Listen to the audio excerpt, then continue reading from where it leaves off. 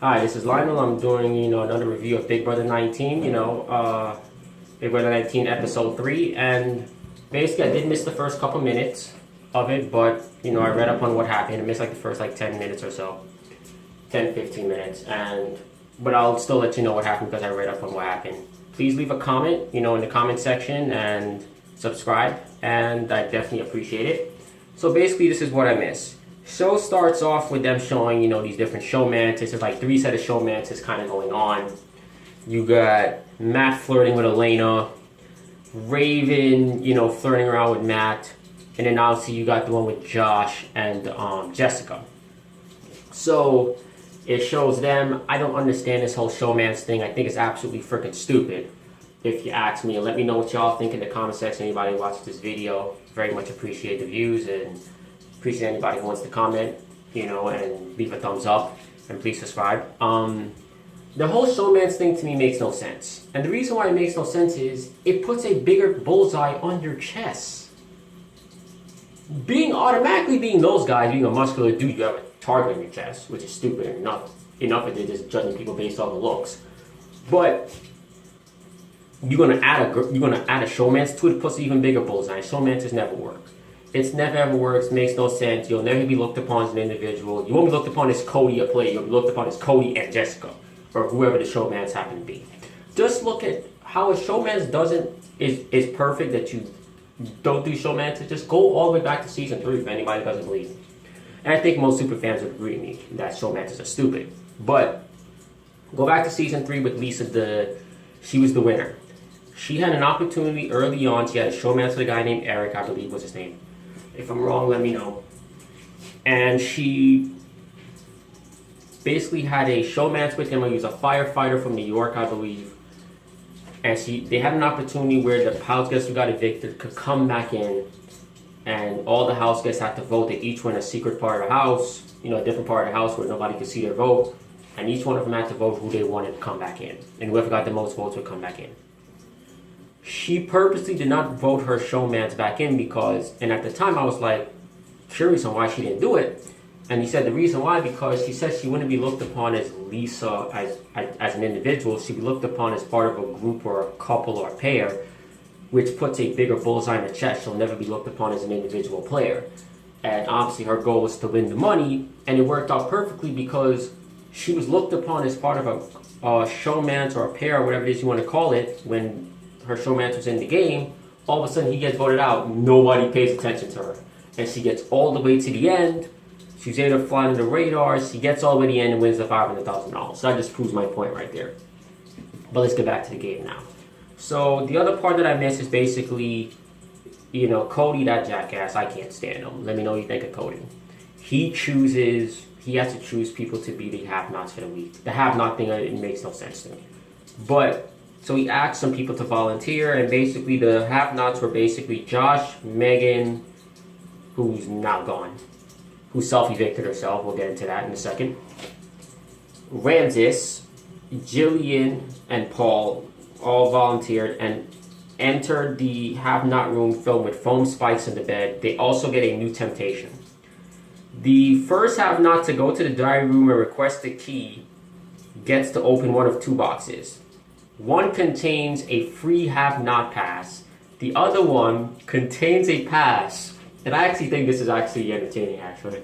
The fact you get to choose this temptation is, even though I do think the have-not thing overall is stupid, but this, if you're going to do it, at least have some jump to it. Basically, the second box was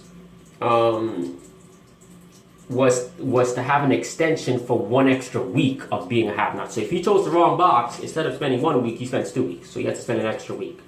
So there was 2 boxes. One was orange, and I believe the other one I think was purple, I think. He's like, I'm feeling the orange one, goes to the orange, and got the have-not. He got the pass to basically eliminate himself from being a have-not. So he's not a have-not for this week. So now, basically, here's where I tuned in probably maybe a little bit after what I'm about to say happened. Megan is starting to feel overwhelmed because she was attacked by Josh in the nomination ceremony, basically saying, I just don't like you. And that's the reason why I nominated you. Well, Cody said that, and then Josh obviously attacked her during that competition where they had to select an HOH. So she's feeling overwhelmed, she can't handle it.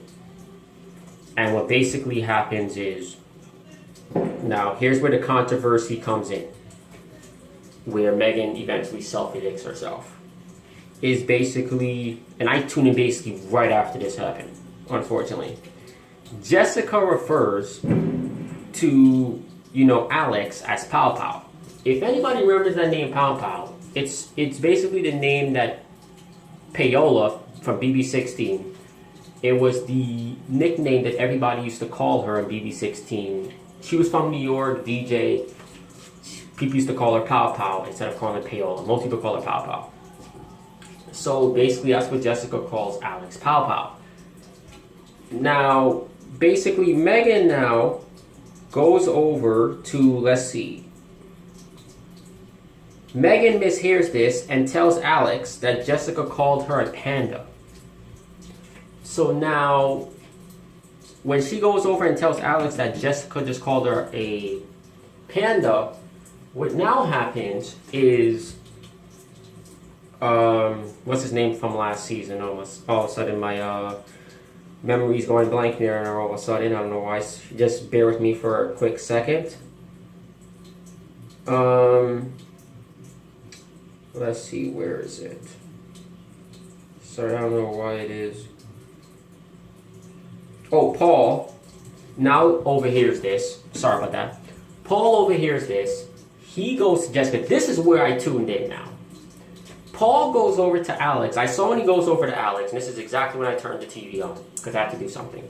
Paul goes over to Alex, Jessica, and tells her what Megan just told Jessica. So she's pissed because now she might be considered a racist when she's not. She goes over now. She's like, I'm gonna go talk to, Alex about this. Let her clear the air and let her know that I'm not a racist. She goes over to Alex. Alex is in the storage unit. Goes over to her, tells her basically, hey, about what happened. Alex basically then confronts Megan. Megan basically starts crying. Megan goes to DR and never comes back out. Cody is called to the DR. He's given a statement to read, and the statement read basically that Megan decided because of personal reasons that she doesn't want to compete.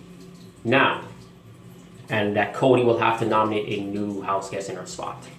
Jessica still stays up, but now she'll have a new person to compete with.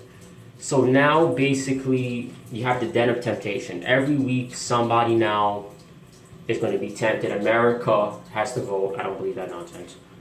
But America has to now vote on, sometimes I should say a little suspicious, but America has to vote on who they want to receive the temptation for this week. And you can only give it to them, they're going to be tempted once. Basically, they each have to enter the room one by one. And basically, who was it that got the temptation? It was basically Paul, yeah. Paul got the temptation, and the temptation was he would get 3 weeks of safety. He cannot be nominated for the next 3 evictions. And nobody would know he accepted it. The only way anybody will know is if they try to nominate him. If they actually try to nominate him, then they will be informed that, hey, you cannot nominate him because he accepted the temptation. So, everybody's thinking Josh is the one that took it because he had a big smile on his face. So then, now Cody is trying to recruit Alex. I guess he wants Alex on his side now. He's trying to recruit Alex, trying to get Alex to basically come over to his side. She basically says, no, I want to break up you guys or whatever. Don't fucking understand that shit. It's stupid. You just tell him what he wants to hear. He doesn't nominate you, and you just go after his ass next week. Avoid this week. Live to fight another day. It just makes no sense. But I would just lie, told him you want to hear, and then nominate his ass anyway next week. And if he had just did that, he doesn't nominate her. Spoiler alert, he nominates her. I need to get that out early. But he basically nominates her, and now she's up against Jessica. Now, so Tuesday's episode is going to be the veto ceremony, and you'll see, if one of the house guests come up, we all know how it works. Let me know what y'all think in the comment section. Leave a thumbs up, subscribe, and see you next time.